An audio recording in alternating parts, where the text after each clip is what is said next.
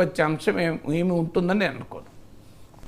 సరే, గులాబీ గుబులు అనేది ఎలక్ట్ కూడా చేయడం జరిగింది. అంటే విషమ పరీక్షలను అధిగమించాలని చెప్పేసి కేసీఆర్ అనేక ప్రయత్నాలు కూడా చేయడం జరుగుతుంది. నేరుగా ప్రజల వద్దకే వెళ్ళాలని చెప్పి కేసీఆర్ నిర్ణయం తీసుకోవడం జరిగింది. అంటే బీఆర్ఎస్ ఎందుకు ఈ విధంగా సవాలు ఎదుర్కొంటున్నారు? అంటే బీఆర్ఎస్ కంటే అసెంబ్లీ ఎన్నికల్లో పెద్ద దెబ్బ తగిలింది. వాస్తవంగా 2% ఓట్లతోనే ఓడిపోయామని బీఆర్ఎస్ చెప్పచ్చు. కాంగ్రెస్ గెలిచిన కాంగ్రెస్కు 39%, ఓడిన బీఆర్ఎస్కు 37%. ఈ స్టాటిస్టిక్స్ నిజం. 2% ఓట్ల తేడా వల్లనే సీట్లు కాంగ్రెస్కు 64 సీట్లు వచ్చాయి, బీఆర్ఎస్కి వచ్చే వరకు 39 సీట్లు వచ్చాయి. ఎందుకంటే మన ఎన్నికల వ్యవస్థలో ఓట్ల పర్సంటేజ్కు సీట్ల పర్సంటేజ్కు సంబంధం ఉండదు. ఎందుకంటే మన ఎన్నికల విధానం అది. ఎన్నికల్లో దామాషా పద్ధతి, ప్రపోర్షనల్ రిప్రజెంటేషన్ కాదు.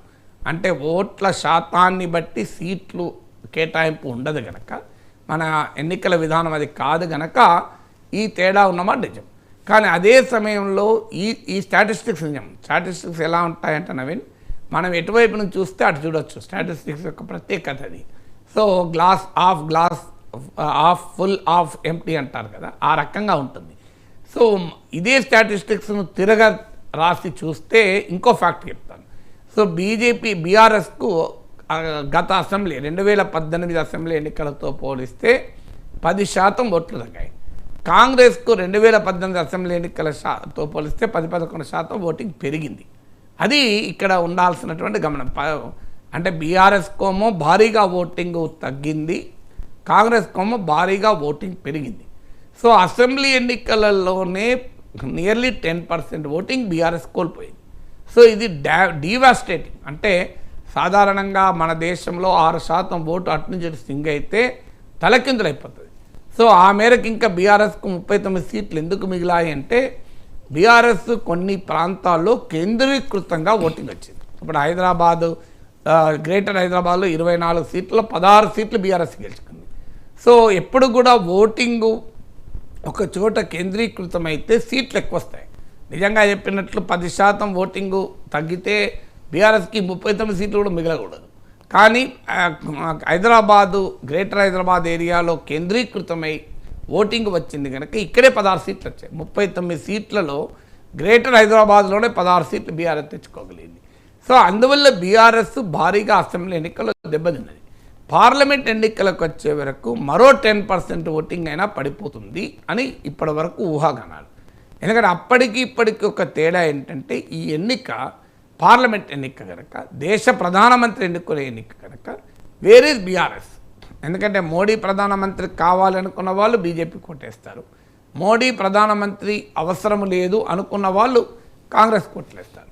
మరి బీఆర్ఎస్కి ఎవరు ఓటేయాలి? మోడీ ప్రధానమంత్రి కావాలనుకున్న వాళ్ళకు రిలవెంట్ కాదు, వద్దనుకోలకు రిలవెంట్ కాదు. బీఆర్ఎస్ దగ్గర ఆన్సర్ కూడా లేదు. మీరు రేపు మీ ఎంపీలు దేశంలో ఎవరు ప్రభుత్వం ఏర్పాటు చేయడానికి, ఎవరు ప్రధానమంత్రి కావటానికి మీరు దోహదం చేస్తారు అంటే బీఆర్ఎస్ దగ్గర ఆన్సర్ లేదు. అంటే పార్లమెంట్ ఎన్నికల్లో ఫండమెంటల్ క్వశ్చన్కే బీఆర్ఎస్ దగ్గర ఆన్సర్ లేకపోవడం బీఆర్ఎస్ ఎదుర్కొంటున్న పెద్ద సమస్య. దానికి బీఆర్ఎస్ కనుగొన్న మంత్రం ఏంటంటే, బీఆర్ఎస్ ఎంపీలు పార్లమెంట్లో ఉంటే తెలంగాణ ప్రయోజనాలు కాపాడుతారు అనేది ముందుకు వస్తుంది. అయితే అప్పుడు ఒక క్వశ్చన్ వస్తుంది. మీకు 2014 నుంచి 2024 వరకు మెజారిటీ ఎంపీలు బీఆర్ఎస్ ఎంపీలే కదా, తెలంగాణ రాష్ట్రంలో కూడా బీఆర్ఎస్ అధికారంలో ఉంది కదా, మొదటి 5 ఏళ్ళు అయితే కేసీఆర్కు మోడీకి మంచి సంబంధాలే ఉన్నాయి కదా, మరి అయినా తెలంగాణకి ఏమీ రాలేదని మీరే చెప్తున్నారు కదా. ఇప్పుడు ఇదేదో వేరే వాళ్ళు చెప్పడం కాదు, బీఆర్ఎస్ చెప్తోంది కదా, 10 ఏళ్లలో మోడీ తెలంగాణకు అన్యాయం చేశాడు అనేది పెద్ద లిస్టే చెబుతున్నారు కదా. బయ్యారం స్టీల్ ప్లాంట్ ఇవ్వలేదు, కాజీపేట కోచ్ ఫ్యాక్టరీ ఇవ్వలేదు, ఐటీఐఆర్ రద్దు చేశారు, పాలమూరు రంగారెడ్డికి జాతీయ హోదా ఇవ్వలేదు, మిషన్ కాకతీయ సహకారం చేయలేదు, కాళేశ్వరంకు సహకరించలేదు, ఇలా చాలా పెద్ద లిస్ట్ చెప్తున్నారు. బీఆర్ఎస్ చెప్తుంది. మరి 10 ఏళ్ల పాటు మీరు రాష్ట్రంలో అధికారంలో ఉన్నారు, కేంద్రంలో బీజేపీ అధికారంలో ఉంది, పార్లమెంట్లో బీఆర్ఎస్ ఎంపీలే ఉన్నారు, మరి తెలంగాణ ప్రయోజనాలు ఎందుకు కాపాడలేకపోయారు? సో ఇప్పుడు మళ్ళీ బీఆర్ఎస్ ఎంపీలు ఉంటేనే కాపాడుతామని అంటున్నారు అనే క్వశ్చన్కు బీఆర్ఎస్ దగ్గర ఆన్సర్ లేదు. అందువల్ల కీలకమైన పొలిటికల్ క్వశ్చన్లకు బీఆర్ఎస్ ఆన్సర్ లేకపోవడం, ఒక నరేటివ్ రాష్ట్రంలో ఒక నరేటివ్ బీఆర్ఎస్ చెప్పుకోలేకపోవడం అనేది ఒక పెద్ద ఛాలెంజ్. ఈ ఛాలెంజ్ వల్ల ఛాలెంజ్కు తోడు బీఆర్ఎస్ నుంచి నాయకులు వెళ్ళిపోతున్నారు. సిట్టింగ్ ఎంపీలు, ఎమ్మెల్యేలు కట్టగట్టుకొని వెళ్ళిపోతున్న వాతావరణం ఉంది. అందువల్లనే గులాబీలో గుబులు అనే వార్త రావటానికి కారణం అది. సో ఇప్పుడు గనక ఇదే డిక్లేర్ ఇప్పుడు నేను ఇంతవరకు చెప్పిన పతనం గనక ఇలాగే కంటిన్యూ అయితే ఒక పెద్ద ప్రమాదం బీఆర్ఎస్కి వస్తుంది.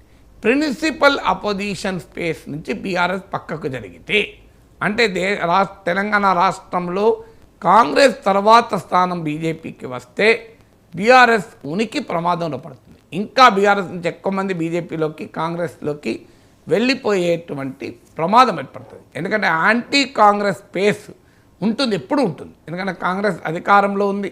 కాంగ్రెస్ పార్టీ ప్రభుత్వాలు ఎప్పుడైనా ఎక్కడైనా ఏ పార్టీ ప్రభుత్వమైనా తప్పు చేస్తుంది.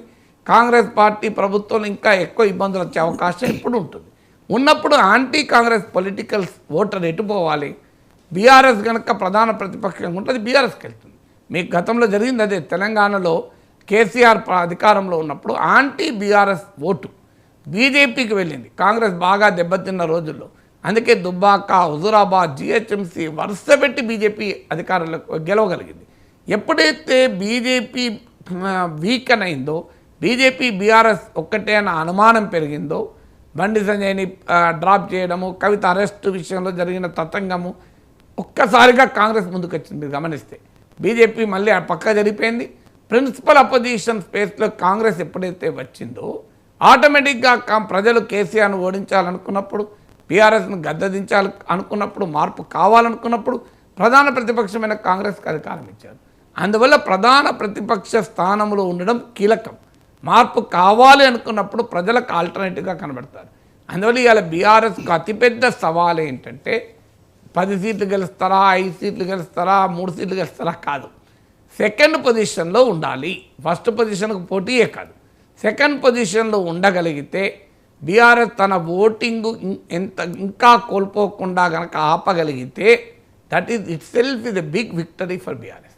అందువల్ల ఇవాళ కేసీఆర్ రంగంలో దిగి బీఆర్ఎస్ నిలబడుతుంది, బీఆర్ఎస్ ఫైట్ చేస్తుంది, ఉద్యమ స్ఫూర్తితో కేసీఆర్ ఫైట్ చేస్తాడు అనేటువంటి కాన్ఫిడెన్స్ ఇవ్వడం దేనికి అంటే బీఆర్ఎస్ ఓటింగ్ ఇంకా దెబ్బతినకుండా బీఆర్ఎస్ కీలకమైన కంటెండర్గా యాంటీ కాంగ్రెస్ పొలిటికల్ స్పేస్లో, అపోజిషన్ స్పేస్లో నిలబడటానికి చేసే ప్రయత్నం. ఆ ప్రయత్నంలో విజయవంతం కావడం అనేది బీఆర్ఎస్కి చాలా చాలా కీలకం. సార్ ఆగస్టు 15 దాకా సీఎంగా